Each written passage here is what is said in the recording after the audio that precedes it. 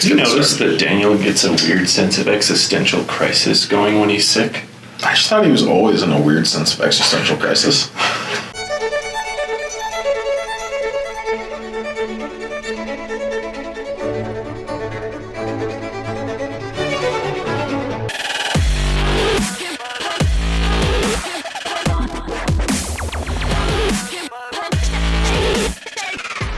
Hey guys, welcome to Cinema Brawls. This is Matt, Daniel, I'm Jake. I'm sure you all know that by now. Today we're going to be doing a review of the Toy Story 4 movie.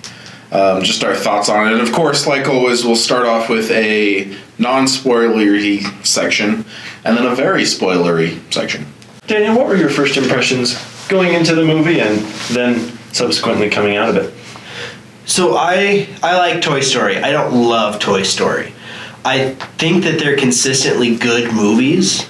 But going into this, I was actually a little bit worried because the last Pixar movie that came out was The Incredibles, and I thought The Incredibles movie looked awful.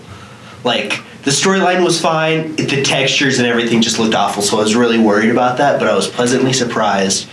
Toy Story 4 is actually pretty good. I really liked it. I liked the story, I liked the characters, the textures were fine, everything. I actually really liked it. It was a consistently solid movie for me. I'm still baffled on what you're looking at when you see these textures in Incredibles 2. But anyway, it looks way too shiny and weird and awkward. Because they're all wearing brightly colored spandex. We will not have this discussion again.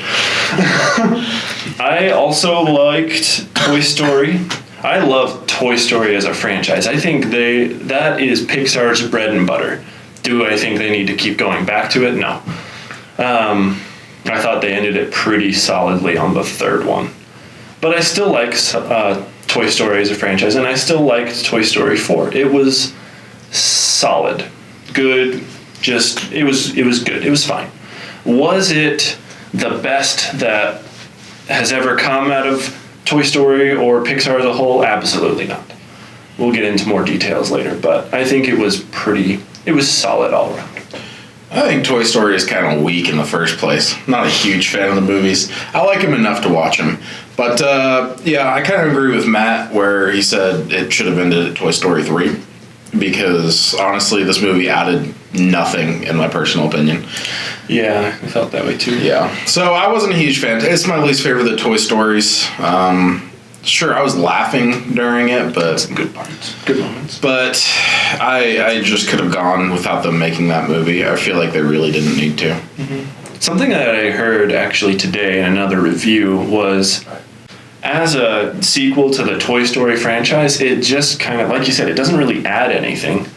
But what this other review had said, that if they had marketed it and put it in the direction of, like, this is just a spin-off solo movie about Woody, then it works a little better. Because one thing that I found interesting about it is it was like very Woody and Bo Peep. Everybody else like kind of got chopped. Took such a back burner. Like, yeah, I don't think most of the other main toys got more than 2 lines the whole movie. Yeah, which is interesting. Except for Buzz, I really like Buzz. Buzz, yeah, he did, but he seemed more like the comic relief throughout the movie. He was like he's been played out as the brains of the duo, but he's just kind of got reduced to that one joke. It was a good joke, but that was also all he did. Right, he took a very... Forky was good. Forky was good. I think Buzz, went the way of Jack Sparrow, where he was a good character, really good character, and then just by the end of the franchise, it was like he was a joke. Yeah. But anyway, yeah, so I think if it was marketed as just a solo spin-off Woody movie, because it focuses on Woody's insecurities and inner struggle. Every character is some mirrored aspect of his personality. Everything else, just kind of took a back seat. All the other toys, like you said, barely had 2 lines. It wasn't even about the kids anymore. It wasn't...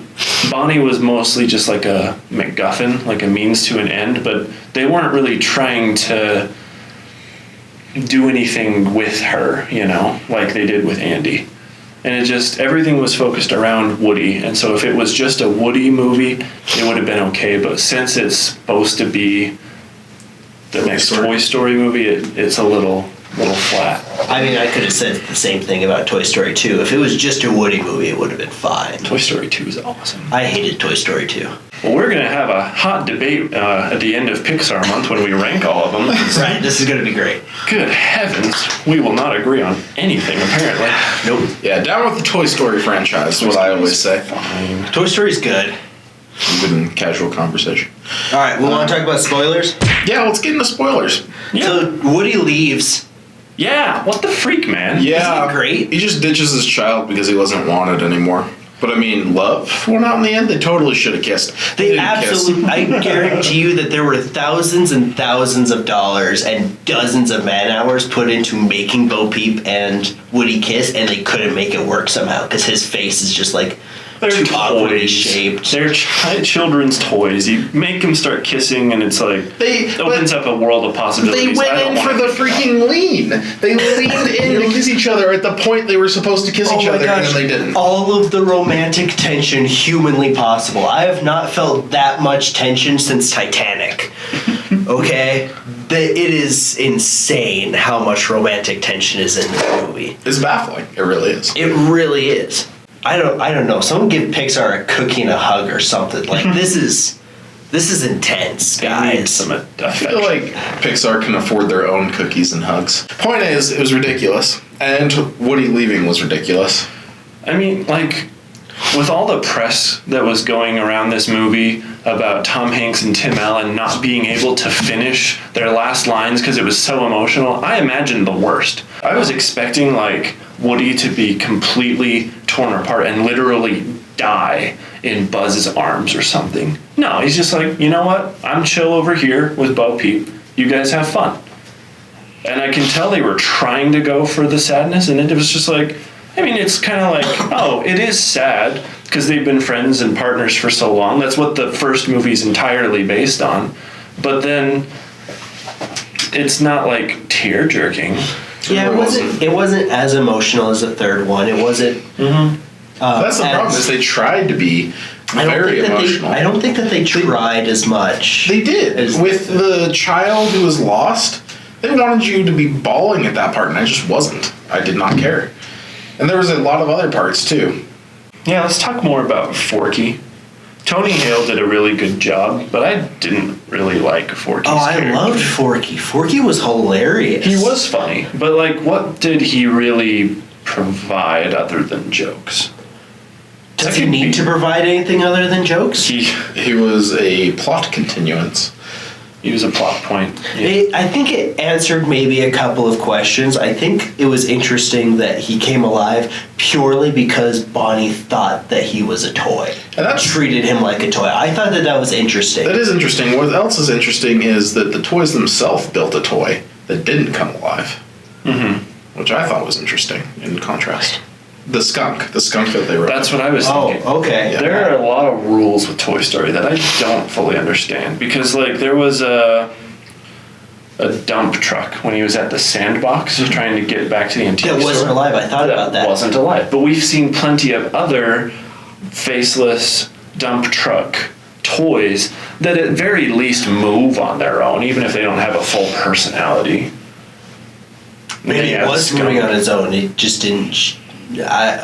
To be honest, I think it doesn't matter. I mean, yeah, it doesn't matter, but just making observations here. Yeah, it was weird to me the whole time they're just riding around that skunk. I'm like, it's an RC skunk. Like, RC cars can be alive in this universe. I know they can. We saw The one opening scene was because of the RC car. Right, exactly. Can I be honest? I was really hoping. Hoping's a strong word. I was hoping that they would lose RC in that moment. Why? Nah, just because You monster! think about this. Oh, we all hate RC now. Goodbye. Go on. Since we're just throwing out random crap things we hate, might as well just put that out there. You hate RC? No, I like RC. Oh, okay. But I was thinking it would add a really, like, since they were trying so hard to go for that emotional thing, that would have been a really great way to open the movie. You know what? Like, I would have felt more emotional if he had been. It would have been. I thought that was a good would've subversion of expectations, that it wasn't okay, we lost RC, and that's the inciting incident. It was that Bo Peep chose to leave. See, and that And would it was have, her choice and her ability to leave, and then that in turn informed the rest of the conflict of Woody being unable to leave, being unable to move on past a kid. exactly. Like, if they had lost RC in the sewer and then Bo Peep left, they would have made that moment so much more resonating, because Woody's sitting there already feeling down on himself for having failed, and now he's just watching Bo Peep choose to leave.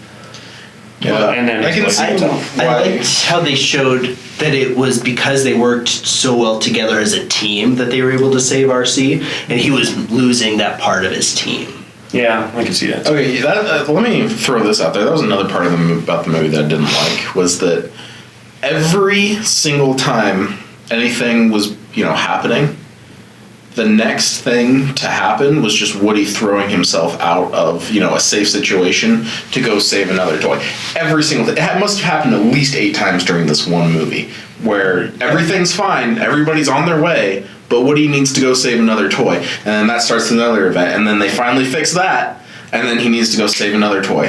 The whole time. So you had said that before I went in and saw it, and so I was kind of looking out for that. It's a little exaggerated to say that it was just from one toy bouncing to another, but you're right. He did kind of have that, like, routine kind of. I think that was the point of his character, though. That's the point of it. Like, It's he 'cause he's- discusses that. That's all he has left. He's in a rut, and Is that's saving toys? Yes, that's what. And that's what he- I get he that he's says the that hero and he specifically. has to do that. No, but it's just like that it's was not the like- only way that they, continued the story. But that's not like subtext. That's text. He says that to the camera. This is all I have left is saving other and that's toys. what he chooses to do at the Yeah. end. He's like, you know what? This is my purpose, and he stays with Bo Peep to help these other toys find homes. Which It was I monotonous. get, I get how it's a part of his character. I'm just bugged if that's the only way the plot moved forward at any point. You're right, and I think that's kind of the overarching thing with Toy Story 4 is it did a lot of things well. Like, having that be part of Woody's character was a really good thing. But having that be how we progress in the plot, not so great. So, like, Toy Story 4 does a lot of things well. There's a lot of things that unfortunately fall short, which just kind of lands it in the middle for me.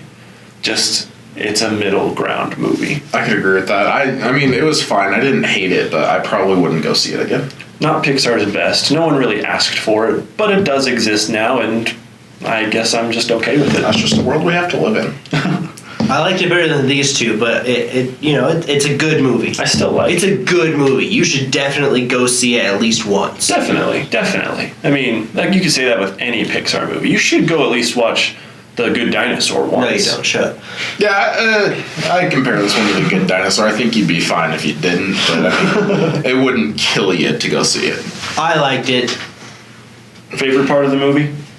My favorite part of the movie? Shoot, dog, that's a tough one. I was kind of a big fan of the part where the 2 stuffed animals were discussing how to get the key back. That was funny. They take like an entire 5-minute detour. Oh, they really Of just do. literally watching this old lady close up shop, go home, eat dinner, take a bath, lying in bed, and then these 2 stuffed animal toys just rise up, and it's ridiculous. Yeah, like almost murder-esque. The guest stars in this movie are probably some of the best we've had. We've got Key and Peele, Keanu Reeves, Tony Hale. Wait, who's Keanu Reeves? Keanu Reeves is Kaboom. Duke Kaboom. He was Kaboom? Yeah. He was Kaboom. That's amazing. He was one of my favorite characters. He was great.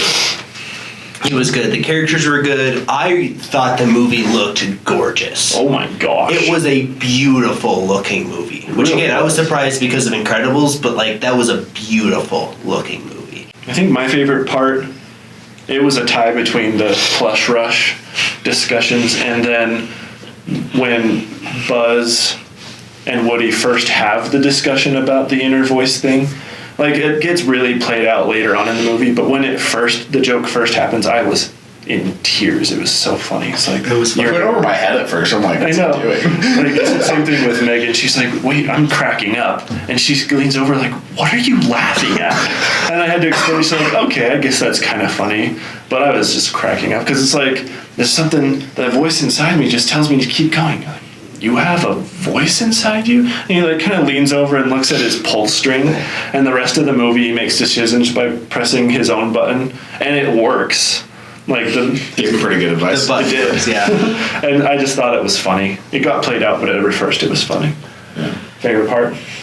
I thought it was beautiful. Yeah. Oh, the animation. Yeah. Oh, sorry. Yeah, that was mine. I loved it. Great. All right, and we'll put this in our ranking again at the end of Pixar month. Yeah, I guess that's how we view the movie altogether. Nothing special. But not the worst. I thought it was great. Bye.